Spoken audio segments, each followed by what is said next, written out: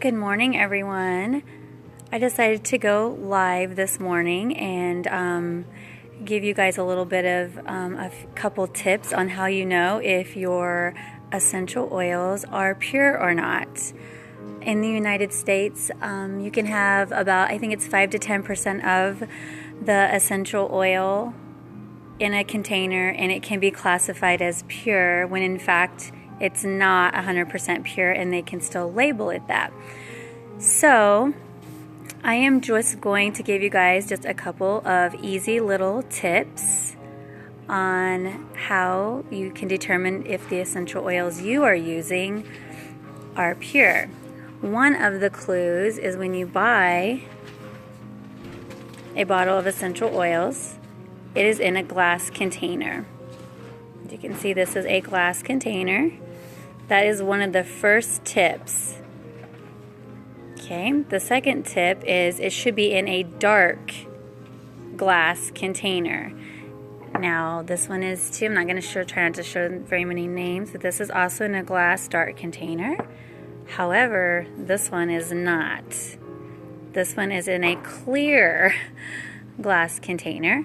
So that is one of the tips to knowing if you're worried about your essential oil being pure or not. And it can still be labeled even if it isn't. All right, here's another one for you guys. It can be labeled 100%, but you have to be careful, because if it says, for instance, this is lavender, if it says lavender oil, not lavender essential oil, it must say lavender essential oil to tell you that it is also pure. I'm going to turn this around just a second. There is a few little tests that you can also do on paper and other ways so that you know if your essential oil is pure or not. I'm not going to go over those today, but for maybe a future thing, I thought that would be kind of interesting if we did maybe a test on those to maybe show. I've got a couple different brands here that I got as gifts that we could do some comparing on too. So glass bottle, dark glass bottle. It should say, like if on lavender, for instance, it should say lavender essential oil, not lavender oil. And a lot of products out there can label themselves as being pure. I see it every day, pharmacy, everywhere, and they are not pure. So, and another way to know is if they, like all essential oil companies, have a GCMS report that they have to do on their oils.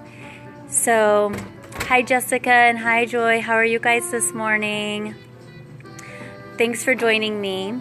So all companies usually have those reports. Those reports are going to tell you where their plants were grown, if there were pesticides, all those type of things. So when you go to a company and they do not want to provide that information to you, that is a big clue right there that something is not right. So if they do not provide those GCMS reports to you when asked, that's a big, big no-no. Also, a lot of people don't like the price of essential oils, but in the case of essential oils, it is actually what you pay for is actually what you're getting. If you go to a big chain store, which we all know them, they have essential oils in there, and most of them are not 100% pure. And so that's how, morning Joy, so that's how you can, too. What you pay is what you get in the case of essential oils. All right, so if they don't provide the GCMS report when asked, that's definitely something that draws a red flag. Glass bottle, dark glass bottle, should say lavender essential oil if it's lavender, not just lavender oil. If it says fragrance oil on that, it is not of therapeutic value. It is just used as fragrance. That's it. You don't want to put that on your skin. You don't You don't want to do any of that. It is not therapeutic value. And these are just some basic little things that most of you that are using essential oils may already know. So that's the other thing, is let me know where you're coming from. State, you can just put the state as I'm talking. I'm not going to talk too much more longer. And I'd also like to know if you are currently using essential oils in your daily life. Put yes or no after it. Hi Angela, how are you? Hope you guys are having a good morning. So another thing is another way to tell if your essential oil is pure is if they are organic. And some aren't. Some are not organic. So there's another clue for you. Check to see if that essential oil is organic or not. And then the big one that always gets me is, and a lot of them aren't, there's even some big name brands out there that do not have this.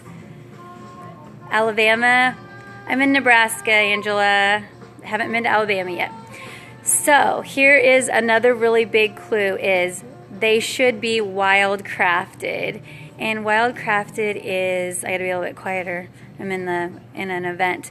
Wild crafted is when the plants are grown in the wild and they are not farmed. So usually when plants are farmed like that, there is a high potential that they have either had chemicals on them, that kind of thing. Hi Angie, hi Deb. And so another reason for that, I lost my train of thought, isn't that crazy? I looked up. Okay, so anybody can grow lavender. Like, I could probably grow lavender in Nebraska. And I could label it as 100% pure, which I feel that is so wrong, okay? Because the best place to raise lavender is not in the United States. We do not have the right climate control for the best quality lavender. So just a few other tips. Anybody can grow it and say it's 100% when it's not. So it's kind of a scary thing. So I just wanted to give you, sorry for the noise, I just wanted to give everybody just a few little tips back to the basics. And like I said, there is other ways to test at home, which I will probably do in the future pretty soon. Yep, wild crafted, Angela, that's a big one, and organic. So yeah, just a few little tips on that. But yeah, so that's all I wanted to let you guys know, just give you a few tips on, so when you get your essential oils, go look at the bottle, look at the packaging, and see if what you're using has all those things. Each thing, it's kind of delaying, so each time, you know, they have one of those, it makes that even more pure in your head, you know, more confidence, you know what you're using, you feel good about it. You know, I'm not going to put a lavender oil in the bathtub with my children that's 10%. I'm not going to do it. It's got to be 100% pure. And, you know, with the government and the way things go right now, the rules are just not very tight on essential oils at all. So we do have to be careful with that. And like I said, some of the big companies aren't wild crafted, and a lot of people don't know that, and aren't organic. So just because they have a big name doesn't mean that that is actually the best oil either. So you can't go by the name. But yeah, so I am going to let everybody go, and I hope everybody has a good day. I just wanted to shout out a few tips.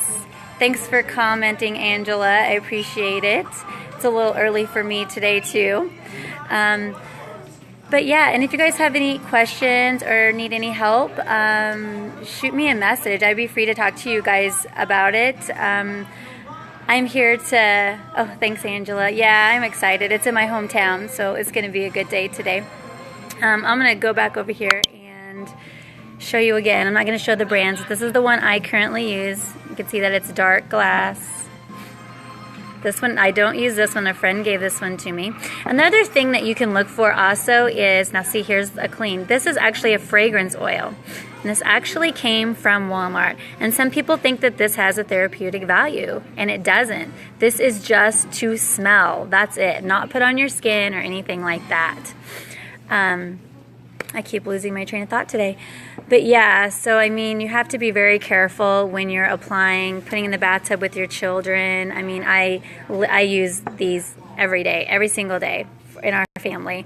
And you know, you want to better your life and live a healthier, longer life. You know, we have a lot of cancer, I'm going to flip the background, cancer in our family. And so we have had, I've actually had a death on my side and my husband's side, both of cancer. And they weren't real old either. And so that's another thing I like to do is we like to make our own bath salts. And it's like a detoxing bath salt. And we do that in the bath just to detox all those bad toxins out of our body and stuff. So it just makes me feel good. And if that one thing or two things that you do on a daily basis can help you prolong your life or have a happier, healthier life down the road when you get older, then I feel like it's totally worth it. But yeah, I'm kind of rambling. So anyway, if you guys aren't on my Facebook page, it's Living Pure with Godasana Organics. Make sure and join it or message me and I can get you added in. And thanks everybody for watching and listening to me. I really appreciate it. And shoot me any messages if you guys have any questions or need any more help. Thanks. Have a good day.